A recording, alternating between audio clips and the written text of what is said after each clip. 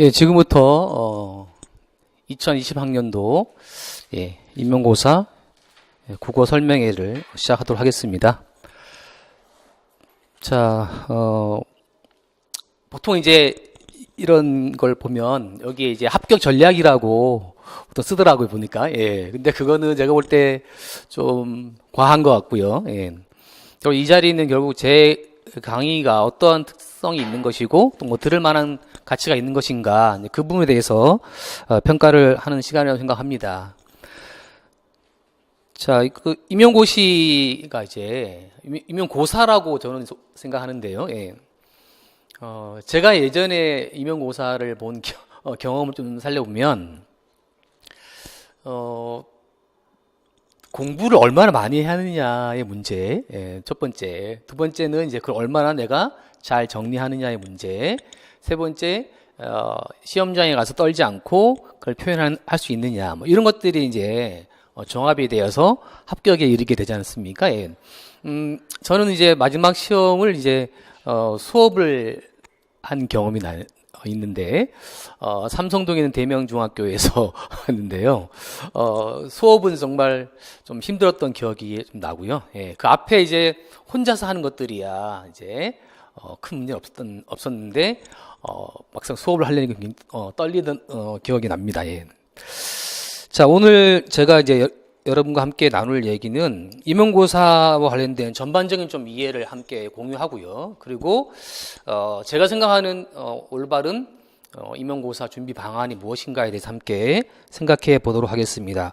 첫 번째, 학습 도구에 대해서 함께 생각해 봅시다. 첫 번째가 아마 국어교육론 또는 이제 국어교과론에 관련된 것이겠죠. 예. 자, 국어교육론이라고 하는 것이 형성된 지는 제 기억으로는 50년이 채 안 됐습니다. 왜냐하면 국어교육과 학과는 해방이 되면서부터 생겼죠. 그렇지만 그때 국어교육과라고 하는 것은 결국은 국문과나 또는 이제 뭐 국문학과에서 문학 전공자, 어학 전공자 분들 중에서 교육에 관심이 있는 분들이 이제 그래도 뭐 국어교육학과니까 뭔가 좀 있어야 되지 않겠냐고 생각해서 이제 만들어낸 것이 국어교과론 또는 국어교육학인데, 근데 문제는 이제 어떤 하나의 학문이 형성되려면 사실 오랜 동안의 논쟁과 논의와 뭐 또 연구를 통해서 정립이 되는 건데요, 그렇죠? 예. 근데 사실 이 국어교육학은 이것은 이제 해방 직후에부터 시작됐다고 보는 것이 맞는 것 같아요. 예. 그러다 보니까 여기에 이제 들어오는 이제 여러 학자들이 계시겠죠. 예. 근데 이분들이 이제 근데 예를 들면 경제학이라고 하면 실체가 있잖아요, 그렇죠? 예. 근데 국어교육학이라고 하는 것은 이게 국문학인을 바탕으로 하는 것인지 아니면 국어학을 바탕으로 하는 것인지 아니면 뒤에 그것도 뭐 언어 사용 관련된 이쪽에 관련된 것인지 이쪽 여러 요건 주로 이제 심리학 쪽으로 봐야 되겠죠. 교육 심리학. 예. 마구 들어오다 보니까 사실은 국어교육론이라고 하는 이름으로 붙어 있는 또는 뭐 국어교육의 이해라고 붙어 있는 여러 책들을 보시면 내용이 다 달라요. 예. 기본적인 예를 들면 경제학 개론하면 어떤 책을 사도 케인즈 이야기는 다 나오는 것이고 공통된 내용이 있는데 여기는 이제 좀 문제가 있어요. 그래서 근데 자, 이 국어 교육학은 근데 우리가 아예 배제하고 임용고사 준비할 수는 없습니다. 왜냐하면 이것이 바탕이 되어서 나오는 것이 교육 과정이잖아요. 그렇죠? 이렇게 나오는 거잖아요. 자, 교육 과정은 현재 교육과정평가원에서 만듭니다. 그렇죠? 만들지만 그 만드는 내용의 바탕은 여기 있단 말이에요. 그렇죠? 예. 여기 있으니까 이걸 완전히 무시할 수는 없다라고 생각이 듭니다. 도구로서. 첫 번째. 자, 두 번째가 이제 교육 과정이 되겠습니다. 사실 여러분들이 가장 중요하게 생각하는 것이죠. 예, 가장 중요하게 생각하는 것입니다. 그래서 이제 교육 과정을 한 장에 정리를 해서 화법 관련된 부분 한 장, 독서 한 장, 읽기 한 장 이렇게 해서 이제 만들어내고 그걸 가지고 이제 머릿속에 집어넣는 과정들을 하는 걸 제가 알고 있습니다. 예. 근데 좀 생각을 해 보아야 될 것은 여러분, 자 혹시 올해 시험 보셨나요, 두 분? 아니에요. 예. 올해 이제 11월에 치른 시험 문제를 보면 교육 과정을 몰라서 답안을 못 쓰는 문제는 없더라고요. 예. 근데 이제 우리는 왜 교육 과정을 거의 신처럼 모시면서 아예 외워버려야 되겠다라고 생각하고 주로 이쪽 관련해서 이제 수업을 많이 하더라고요. 제가 이쪽에 있는 강의들을 좀 이제 시청을 했어요. 여러 선생님들이 이제 강의를 시청했는데 여기에 굉장히 관심을 가지고 그 다음에 여기서 나오는 교과서, 예. 교과서에서 이제 학습 활동 있잖아요. 요쪽에 요거를 이제 요거 접목시켜서 이제 여기 나오는 학습 활동을 교육 과정을 통해서 연결해서 문제를 풀어보는 그 활동들이 제가 이쪽 노량진의 임용고시 국어 전공의 수업의 거의 전부라고 저는 생각을 하고 있습니다. 예. 자, 근데 여기서 좀 생각을 해봐야 될 것은 뭐냐면 요 부분입니다, 여러분. 예. 한 장 넘기시면 제 프로필 나와 있는데 그 프로필 중에 보면은 7차 교육과정 문학교과서 집필 하나 있습니다. 그쵸? 네.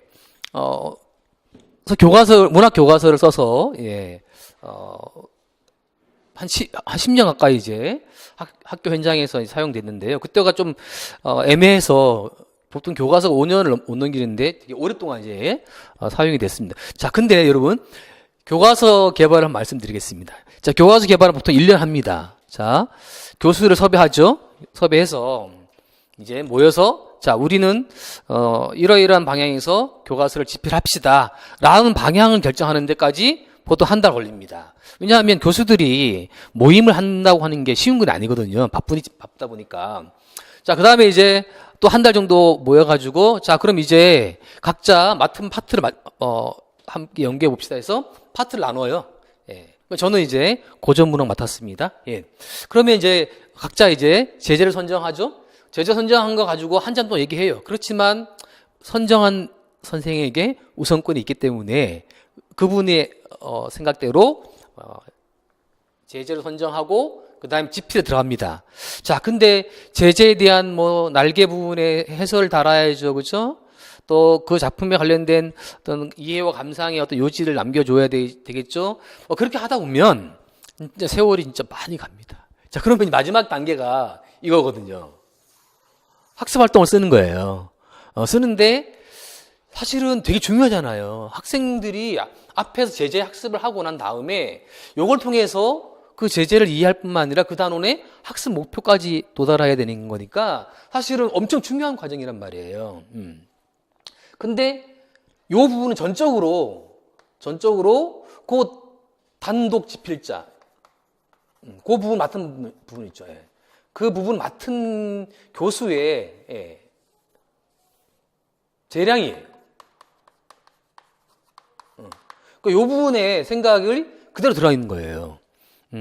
그러다 보니까 사실 교과서를 만드는 사람 입장에서는 이 부분에 대한 공이 생각보다 덜 들어간다는 것입니다. 예를 들면 교육 과정을 반영해서 학습 활동을 구성한다. 그건 안 되는 거예요. 안 되고 그냥 오히려 제재, 이 앞에 있는 제재 있잖아요. 예. 이 제재에 관련된 부분에 대해서만 만들어내는 거죠. 예. 그러다 보니까 나중에 이제 교사형 지도서를 쓰는데 어떤 문제 생기냐면요. 내가 이런 학습 활동을 냈나? 그런 이제 의문이 생길 때가 있어요. 그래서 답안을 써야 예시 답안을 써줘야 되는데 사실 아이디어가 안 떠오르는, 다시 말하면 예시 답안을 생각하고 학습 활동을 구성한 것이 아니라 일단 교과서가 빨리 나와야 되니까 학습 활동 먼저 내보내고 그 다음에 이제 합격하면 그 다음에 교사형 집필서를 쓰게 되는데 그 과정에서 굉장히 곤란했던 기억이 납니다. 다시 말하면 자, 이 교육과정과 교과서라고 하는 것이 우리 임용고사를 준비하는 사람들이 매우 중요한 학습의 도구인 것은 분명하고 또 현실적으로 이거 공부를 해야 됩니다. 그렇죠? 예. 그렇지만 과연 이것만 가지고 우리가 임용고사를 준비할 수 있겠는가? 이제 그 부분에 대해서는 저는 이제 좀 의문이 좀 생긴다라고 생각합니다. 자, 그럼 어떻게 할 것이냐? 예, 그 부분은 조금 더 이따 말씀을 드리겠고요. 그 다음에 또 도구로 나타나는 것이 뭐 기출 문제잖아요. 그렇죠? 예, 이 공부를 하는데 우리가 이 전체를 공부하는데 또 바탕이 되는 것이 또 이제 뭐 기출 문제라고 볼 수 있는 거죠. 자, 임용고시는 언제 시작됐습니까, 여러분? 혹시 아세요? 임용고시는 1991년도에 시작이 됐습니다. 그러니까 40년 됐습니다. 예. 제가 대학 가던 해에는 졸업과 동시에 자동 임용이 됐었습니다. 예. 전 처음에 영등포고등학교에 발령이 났는데 취소를 했어요. 공부 좀 더 해보겠다고 이제 취소를 했고요. 근데 대학원에 갔는데 대학원에 간 사이에 이대와 건대에 계신 어느 교수분들이 왜 국립사범대 졸업생들은 자동으로 교사가 되고 사립사범대 출신들은 왜 그때는 이제 순위고사를 봐서 교사가 될 수 있느냐. 이건 직업 선택의 자유에 위배된다 해서 헌법재판소에 위헌 제청 신청을 냈습니다. 예. 근데 헌법재판소에서 맞다. 그렇게 해서 전국에 있는 모든 사범대생들은 졸업과 동시에 함께 시험을 봐라. 그래서 일정한 순위까지만 합격을 시킨다. 이렇게 바뀌었어요. 예. 그래서 이제 임용고시를 이제 보게 됐는데 저는 이제 92년도에 너무 세월이 많이 갔습니다. 92년도에 임용고시를 봤습니다. 그 당시에는 많이 뽑았습니다. 별로 어렵지 않았습니다. 예. 근데 자, 그때부터 시작해가지고 쭉 지금 내려왔잖아요. 그렇죠? 예. 그래서 지금은 이제 흔히 말하는 서답형, 그다음에 서술형, 예. 그리고 올해 본 사람들까지는 마지막 문제는 예, 여러분 그 기출 문제 잠깐 볼까요, 여러분? 맨 뒷장, 예. 맨 뒷장 보시면 8번 문제 보시면 8번 문제 보시면요. 그 발문 끝에 뭐라고 되어 있습니까, 여러분?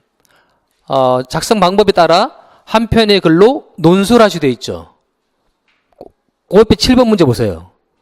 작성 방법에 따라 서술하시오 되어 있죠. 그러니까 서술하시오가 다고요.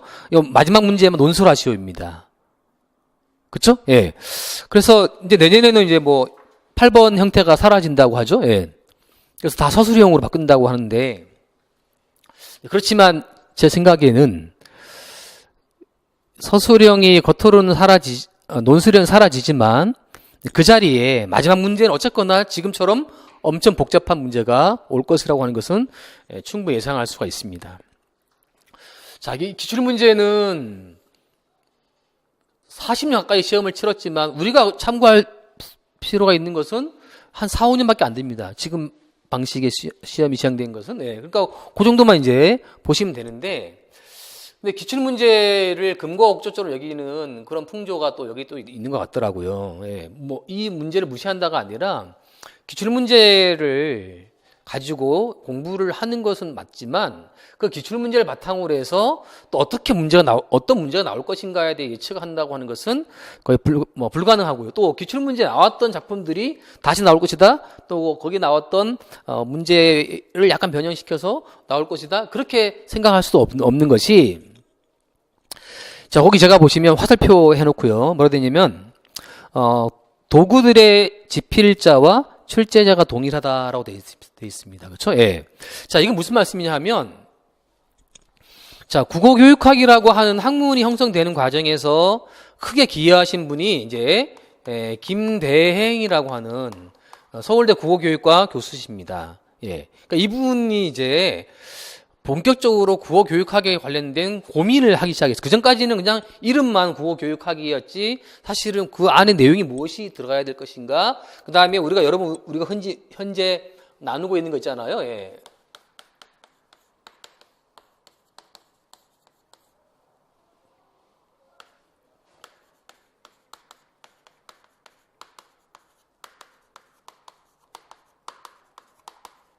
이렇게 이제 현재 국어 과목 영역의 하위 영역을 이제 나누지 않습니까? 예. 근데 이렇게 정립하는 데까지도 오랜 시간 걸렸어요. 아예 이걸 둘을 이제 처음에 분리했죠. 분리해서 이쪽에 네 개를 잡고 그다음에 내용항으로 문학 잡고 그다음에 요 문법은 한동안 들어가지 않다가 이제 요렇게 6개로 이제 이제 형성됐는데, 그러니까 요 과정에서 상당히 크게 기여하신 분이 이분인데요. 근데 이분이 수학능력 시험까지 만들었어요. 예. 그리고 이분들의 제자들이 현재 대학에 쭉 포진돼 있죠. 한양대학교 정재찬, 유수열 교수, 예. 그리고 서울시립대학의 서유경 교수, 그다음에 경인교대의 김창원 교수, 그다음에 청주교대 염은열 교수. 그러니까 이런 분들 또 춘천교대 이도영, 그다음 이성영, 김상우 이런 사람들이 이 국어교육학을라고 한 책을 만들 때도 기여하고 학문 형성 때 기여하고 그다음에 교육까지 만들 때 이분들이 만들었어요. 그리고 출제하셨어요.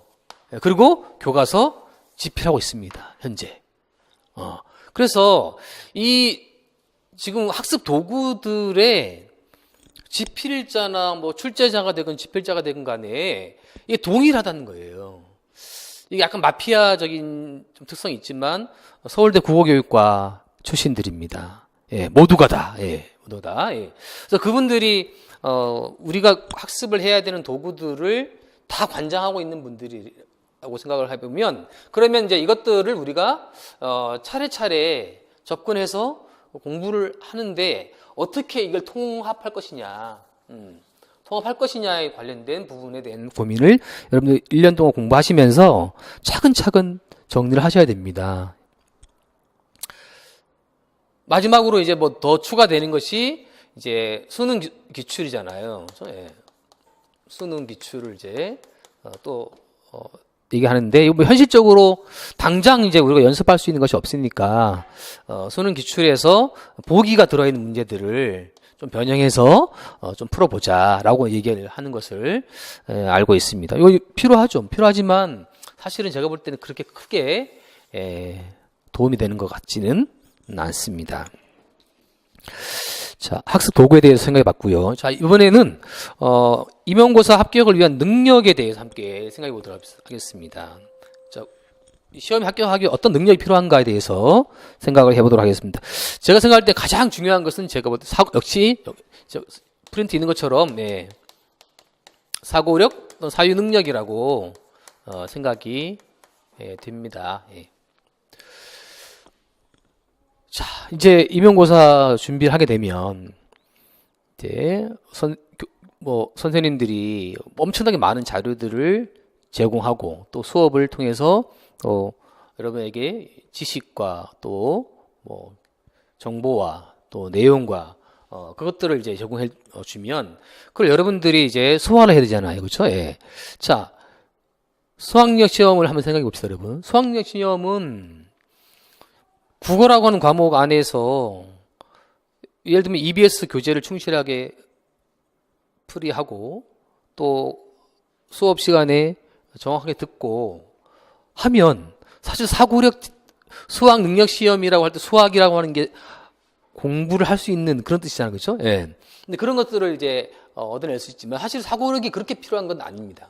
그런데 임용고사를 치를 때 정말 중요한 게 저는 사고력이라는 생각이 듭니다. 이건 무슨 말씀이냐면 그 밑에 하위 2부터 10까지 돼 있지 않습니까? 예. 그것들을 관장하고 있는, 통화하고 있는 것이 사고력과 사유능력이라고 생각되는데, 아무리 내게 정보가 많이 주어져도 또 개념이 많이 주어져도 또 어떤 지식이 주어져도 그것들을 내 것으로 만드는 과정에서는 제일 중요한 게 제가 볼 때는 이 사고력 또는 사유능력이라고 생각이 들어요. 내 것화 만드는 것. 어려우면 내면화라고 하던데, 내 것으로 만드는 과정에서는 생각을 많이 해야 된다. 또 수업을 들으시면서 막 메모를 열심히 하는 것이 저는 중요하다고 생각하지 않아요. 오히려 들으면서 저 교수의 설명이 지금 옳은가 그른가에 대한 판단을 하는 능력, 또 그거에 대해서 문제를 제기하는 능력, 또는 거기에 대해서 좀 더 확장된 사고를 할 수 있는 능력, 그 모든 것들이 더 중요하다고 생각한다는 거예요. 자, 수업은 이제 일주일에 몇 시간 듣게 되겠죠. 그쵸? 예, 그 나머지는 다 혼자 공부하는 시간이에요. 근데 그 혼자 공부하는 시간에 내가 어떤 글을 읽을 수도 있고, 또는 자료를 정리할 수도 있지 않습니까? 이제 그때 그것이 과연 내 것이 되느냐 안 되느냐를 판단할 수 있어야지만이, 그래야 이제, 그 자료가, 그 정보가, 그 지식이 내 것이 되는 것이고, 그 다음에 이 시험 문제에 가서, 네, 정답을 쓸 수 있는 거지 않습니까? 그렇죠? 네. 그래서 많은 학생들이 이렇게 생각할 수 있어요. 공부량에 비해서 그것들을 바탕으로 해서 언어로 표현하는 거, 거기 제가 7번 문자로 표현하기 능력 돼 있잖아요. 그 문자로 표현하는 능력은 과연 얼마나 되느냐. 이제 그 부분이 저는 오히려 더 중요한 포인트인데, 그렇게 하려면 이걸 바탕으로 해야 된다는 거죠. 여기를 바탕에 두고 이루어져야 한다는 것입니다. 예.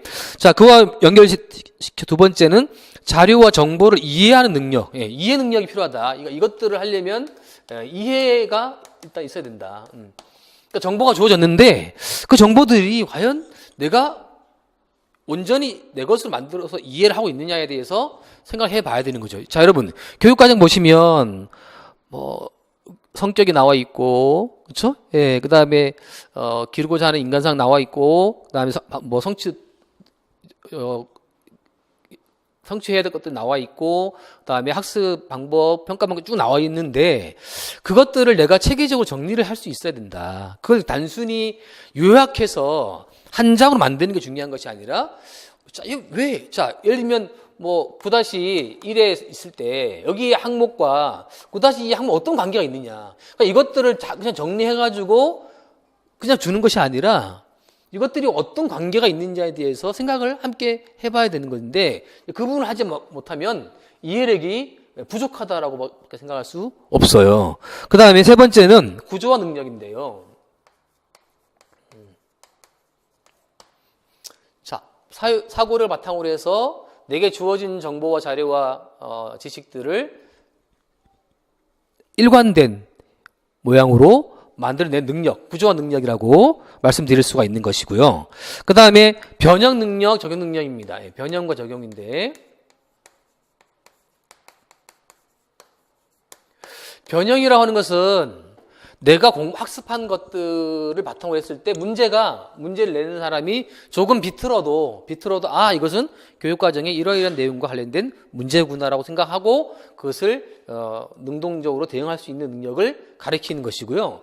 적용 능력은 그거와 뭐 연결될 수도 있지만 내 자료들이 또는 정보들이, 지식들이, 뭐 개념들이 문제화 됐을 때, 곧장 그 문제와 결합시켜서 답안을 써낸 능력이 되겠습니다. 그 다음에 이거는 뭐 기본이죠. 발문. 네. 발문 이해 능력이 되는데요. 예. 자, 기출문제 보면은 지금 잠깐 볼까요, 여러분? 1번 문제 한번 볼까요?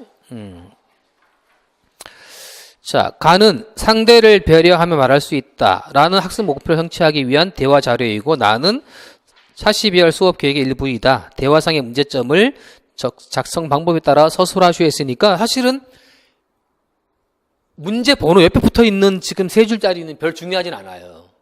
그렇죠? 예. 오른쪽에 맨 아래 보시면 작성 방법에 대해서 나와 있잖아요. 그렇죠? 뭐뭐에 대해서 각각 서술할 것, 그다음에 서술할 것. 이게 두 가지 요구 사항이 있습니다. 그렇죠? 예, 요구 사항을 이것을 이제 답안을 쓸 때 지금 동그라미 두 개니까 요거를 각각 쓰고 요걸 각각 쓸 것인지 아니면 요 둘을 어떻게 연결해서 접속사를 넣어서 연결해 쓸 것인지를 판단해야 되는데 개조식으로 쓸 것이냐 서술하라고 했으니까 서술형을 하나의 글로 쓸 것이냐를 판단해야 되는데 사실은 이제 어느 게 맞다고 말씀드릴 수 없어요. 예.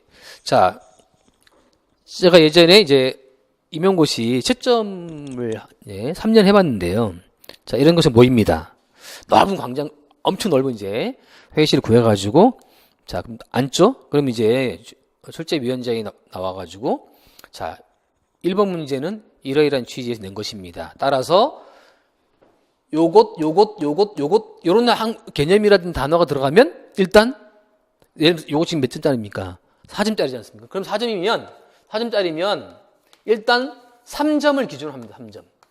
3점을 기준으로 해서 자 요소가 들어있는지 없는지를 판단해서 3점 내에서 점수를 줍니다. 준 다음에 그 다음에 요 답안지에 나타나 있는 문장의 주술관계라든지 또는 여기에 답안과 요 답안 사이의 관계를 통해서 플러스 1점을 줄 수도 있고 플러스 마이너스 1점이죠. 안 줄 수도 있고요. 여기 플러스 마이너스는 아니고 플러스 1점 또는 제로 1점 이렇게 이제 해서 평가를 합니다.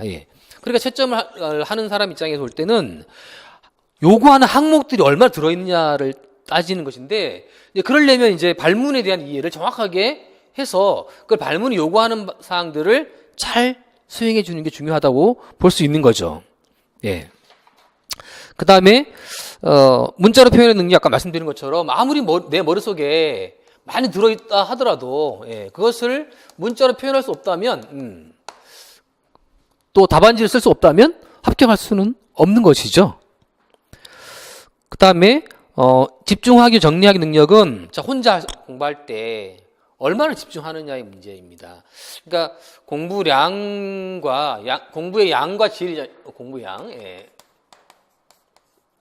양과 질을 이제 따졌을 때 사실은 공부를 안 하는 사람들이 질을 많이 따지긴 하죠. 그렇지만 사실 저는 양과 질 중에 이게 더 낫다고 생각하는 사람이에요. 특히나 임용고사 같은 그러니까 공무원 시험은 좀 달라요. 공무원 시험은 그야말로 양을 많이 투여할 필요가 있죠. 물론 여기도 양이 필요 없다는 말씀을 드리는 것이 아니라 양과 질을 따졌을 때는 처음에는 이렇게 한번 그려볼 거예요, 여러분.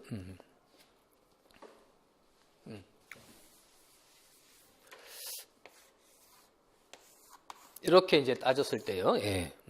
그러니까 이제 여기를 이제 양이라고 하고요.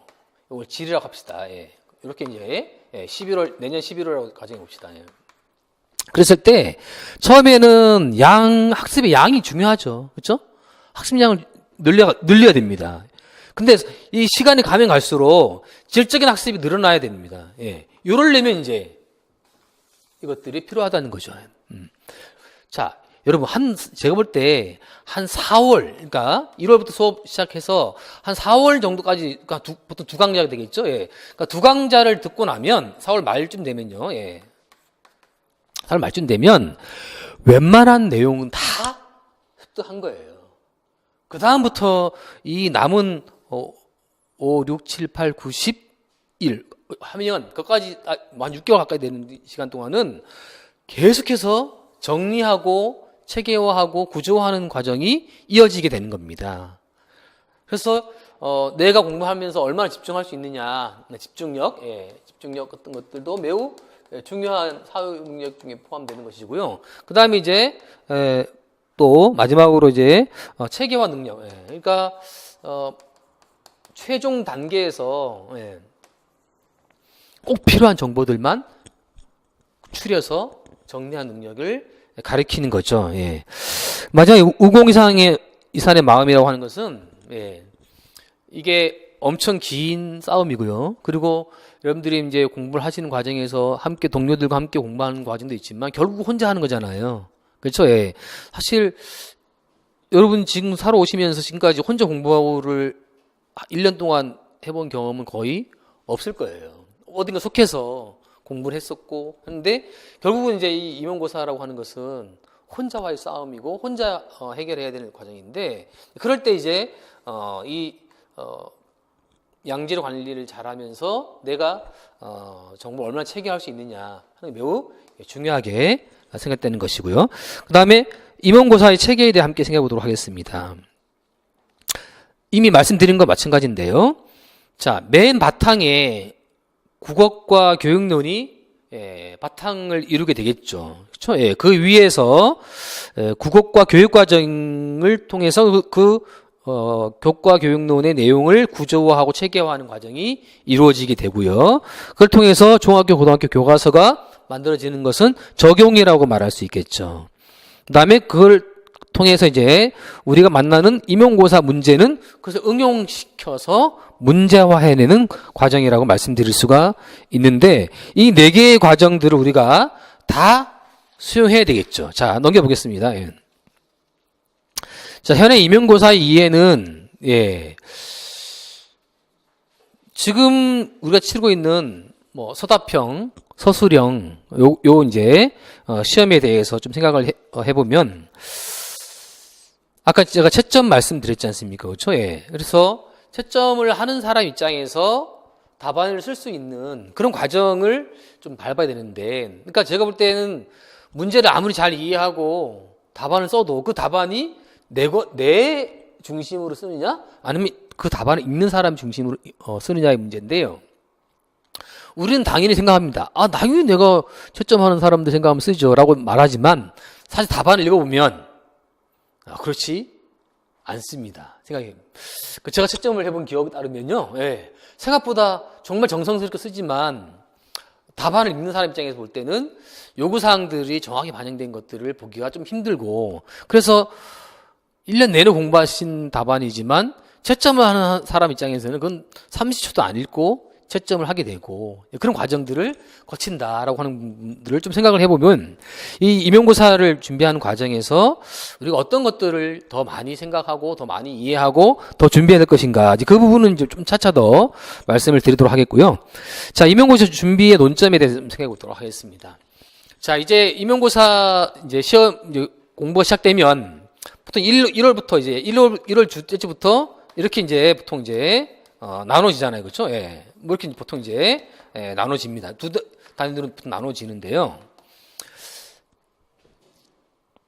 많은 선생님들이 어떤 식으로 이제 임용고사 수업의 방향이 흘러왔냐면 초기에는 이렇게 했습니다. 예. 그러니까 이거 하고 그다음에 이렇게 하는 과정을 통해서 이제 시험 준비를 해왔는데, 그런데 요즘 경향은 어떻게 되냐면 이거 거의 이제 무시합니다.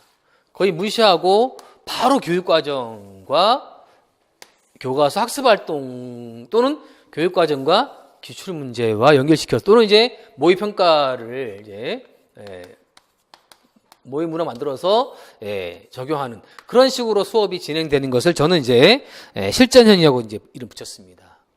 처음부터 아예 실전 학습을 하자라고 이제 생각하시는 것이고요. 두 번째는 이제 체계형이라고 하는 것은 이론적 학습을 먼저 하고 그 위에 구체적인 이제 적용과 문제 풀이를 하는 과정을 말씀드리는 것입니다. 예. 어떤 것이 옳다 그르다의 문제는 아니고요. 이제 어느 게 좀 더 효율적이냐의 문제가 이제 여기에 해당이 되겠죠. 그렇죠? 예. 그러니까 저는 이제 후자를 좀 더 이제 지지하는 편인데요. 강의를 듣는 입장에서는 지루할 수 있죠, 그렇죠? 예, 이게 왜냐하면 이론적 학습을 중심으로 하다 보면 수업을 듣는 사람 입장에서는 저게 지금 당장에 이 문제를 풀이하는데 도대체 어떤 도움이 된다는 것인지에 대해서 의문이 생길 수밖에 없습니다. 그렇지만 이제 그렇다고 해서 이것만 줄창하고 그다음에 또 이것만 줄창 그렇게 할 수는 없는 거죠, 그렇죠? 예.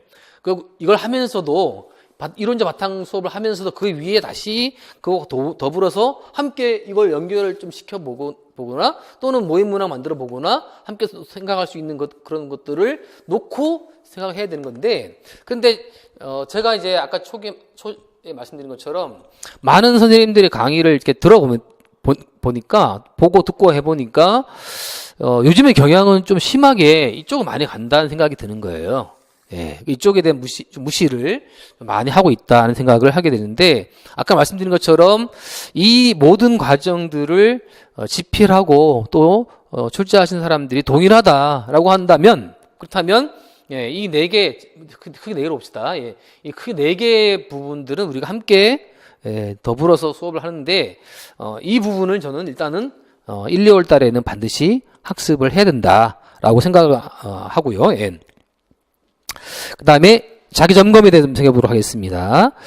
자, 나는 이제 이 임용고사를 치를 사람인데 과연 나는 어느 정도의 이제 적성을 가지고 있는가? 나는 정말 이거 아니면 길이 없다 라는 마음을 가지고 공부를 하셔야 합격의 가능성이 커지는 것이죠. 한번 해볼까가 아니라 목숨 걸고 해보겠다.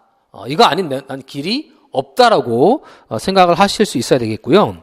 그 다음에 절실함의 문제입니다. 공부는 절실함에서 나온다고 저는 생각해요. 사람이 절실함이 없으면 좀 하다가 힘들면 주저앉게 되는 것이죠. 그래서 또 새마음 먹고 공부하다가 또 주저앉게 되고, 사람 공부라고 하는 게 계속해서 효율성 높아갈 수는 없어요. 그렇죠? 네, 공부라고 하는 거 과정 자체가 기본적으로 뭐 구불구불 하면서 이제 올라가는 과정이라고 생각되는데, 그럼 여기 이런 데서 우리가 난 어떻게 이겨내고 마지막 도달점까지 갈 수 있느냐. 그 문제에서는 절실함이 가장 중요한 무기다라고 생각되고요. 그 다음에 세 번째는 나는 이제 현재 학습 수준이 어느 정도인가. 내가 뭐 이미 수업을 여러 번 들어서 많은 부분을 알고 있는지, 아니면 아직 나는 아직도 지금 거의 초기 단계이니까 너무 많은 것들을 준비해야 되는 단계인지를 판단하는 것이 필요하고요. 그 다음에 스스로 하는 학습과 학원에서 받는 보조 학습 사이의 관계를 적절하게 조화를 이룰 수 있느냐. 저는 뭐 단언하건대요. 자가 학습이 안 되는 학생이 학원 학습을 해도 소용이 없다고 생각합니다. 자가 학습 능력이 아까 말씀드린 이런 것들이죠. 예. 이것들이 자가 학습 능력인데 이것들이 있어야 된다고 생각하고요. 그 다음에 나는 이제 학습을 수행할 때 나름대로 방법론적 원칙이 있는가. 그냥 주어지는 대로 나는 받아서 정리하는 것이 내 방법론인지, 아니 내 나름대로의 방법론을 가지고 자료를 정리한다든지 수업을 듣는다든지 그 둘을 연결한다든지 또는 스스로 공부하는 것을 한다든지 그런 방법 원칙에 관련된 문제가 역시 여러분들에게 좀 있어야 된다고 생각을 합니다. 자, 저는 이제 서울대 국어교육을 나오고 뭐 대학원 이제 과정 공부하고, 그리고 이제 박사 과정을 할 때 아까 말씀드린 것처럼 채점을 했었고요. 그리고 이제 임용고시를 이제 두 번 2회 이제 시험을 통해서 이제 교사로 이제 발령을 받았습니다. 지금 무학중학교인데요. 옛날에는 무학여중, 무학여고 이렇게 있었습니다. 근데 이제 제가 이제 선생님을 이렇게 한 4년 이제 하는 과정에서 국어 교사라고 하는 자리가 생각하기에 따라서 매우 재미있는 과목이 될 수도 있고, 교사 입장에서 말씀드린 겁니다. 그 다음에 또 생각하기에 따라서 엄청 고여있는 물 같은 생각이 들었어요. 한번 연구를 하고 나면 그 다음에는 그렇게 뭐 많이 필요 없는 그런 이제 자리였는데, 제가 교사를 그만둔 이유는 그 고여있는 물이라고 하는 생각이 너무 강했기 때문입니다. 그리고 그때는 또 공부를 더 하고 싶은 마음까지 이제 더불어서 있었는데, 학교에서는 이제 그 병행이 안 돼서 이제 부득이하게 교사 자리를 이제 물러나왔지만, 지금까지 저는 이제 그렇다고 교육계를 떠나서 살아본 적은 한 번도 없습니다. 그래서 여러분과 함께 수업을 이제 하게 된다면 임용고사 합격했던 경험들, 또 채점을 했던 경험들, 그 다음에 가장 정통이라고 할 수 있는 서울대 국어교육과의 박사과정까지 공부한 학문적인 체계들을 바탕으로 해서 실전적인 학습을 이루어 나가는데 도움을 드릴 수 있다고 나름대로 확신할 수 있다, 이렇게 이제 말씀드릴 수 있겠고요. 그리고 이제 교과서까지 집필을 해봤기 때문에 임용고시 전반적인 부분에 대해서 누구보다 체계적인 수업, 또 체계적인 학습, 그 다음에 합격에 관련된 전략들을 제공할 수 있을 것이라고 생각이 듭니다. 혹시 질문 있으시면 질문하시고요.